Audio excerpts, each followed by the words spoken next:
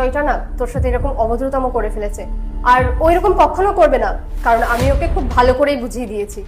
আরে কোনো ব্যাপার না, আমি ছোট পোস্টে কাজ করি, আর এই সমস্ত আমার কাছে খুবই সাধারণ ব্যাপার। তবে তোর ওনাকে এইভাবে বলাটা উচিত হয়নি, আর আমি এমনিতেও চলে যাচ্ছিলাম। তুই শুধু শুধু আমার হয়ে ওনাকে খামোখা এতগুলো কথা শোনাতে গেলি, আর তুই কেনই বা ওনাকে বলতে গেলি যে আমি তোর বন্ধু হই? এখন অফিসে সবাই এগুলো নিয়ে আলোচনা করবে। আমি যেটা করেছি একদম ঠিক করেছি। আর শোন, তোকে আমার ফ্রেন্ড বলতে না আমার কোনো লজ্জা করে না। দেখলি তো, আমি ওকে গর্বের সাথেই বললাম যে তুই আমার বন্ধু। আর তুই মানুষের কথা বাদ দে তো, মানুষের কাজই তো ওটা। কোনো একটা টপিক পেলেই হলো, ব্যাস চর্চা করা শুরু করে দেয়। আর তাই বলে কি আমি চুপ করে থাকবো আর আমার বন্ধুকে দাঁড়িয়ে দাঁড়িয়ে অপমানিত হতে দেখবো? দেখ, আমি এটা খুব ভালো করেই জানি যে তুই খুব একটা হার্ডওয়ার্কিং মানুষ, আর তোর সাথে হয়তো কোনো খারাপ কিছু হয়েছে যেটা তুই আমাকে বলতে চাইছিস না।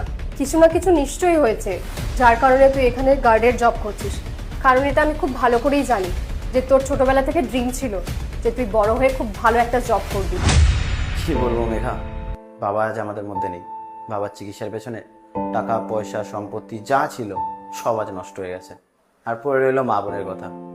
গ্রাম থেকে শহরে এসেছিলাম ওদের মুখের দিকে তাকিয়ে যে এখানে বড় কিছু করব, কিন্তু পরিস্থিতি বাধা হয়ে দাঁড়ালো। কি করব বল, ভাগ্যে যা লেখা আছে সেটাই মেনে নিয়ে চলতে হবে। তবে আমার এতে কোনো আফসোস নেই রে, এমন যেন আমি তোকে জানাতে চাইনি, কিন্তু কি করব বল, তোকে বলতে গেলেই বা তোকে না যে কাউকে বলতে গেলেই আমার সেই পুরোনো দিনের কথা মনে পড়ে যেত।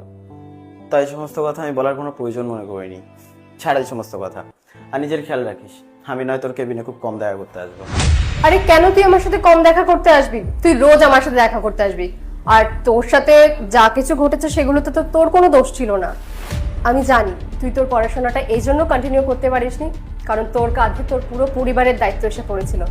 তুই একটা কাজ কর না, তুই তোর পড়াশোনাটা আবার কন্টিনিউ কর, আর পড়াশোনাটার পাশাপাশি তুই তোর এই জবটাও চালিয়ে যাবি। কি করে করবো বল, এখানে 12 ঘন্টা ডিউটি করতে হয়, বাড়ি গিয়ে তারপরে রান্না করো, বাড়ির কাজবাজ করো, সম্ভব হয়ে উঠবে না। তুই একটা কাজ কর, তুই এই জবটা ছেড়ে দে, আর তোকে ফাইন্যান্সিয়াল সাপোর্টটা আমি করব, আর তুই শুধু মন দিয়ে পড়াশোনা কর। ঠিক আছে, বুঝতে পেরেছি, তুই এইভাবে মানবি না। তবে হ্যাঁ, আমি তোর কথা শুনবো, তোকেও কিন্তু আমার একটা কথা রাখতে হবে। হ্যাঁ বল। যেদিন আমার পড়াশোনা শেষ হয়ে যাবে সেদিনকে আমি তোর অফিসে জয়েন করব, আর টানা 1 বছর বিনা পারিশ্রমিকে কাজ করব। তুই কিন্তু এতে কোনো আপত্তি করবি না।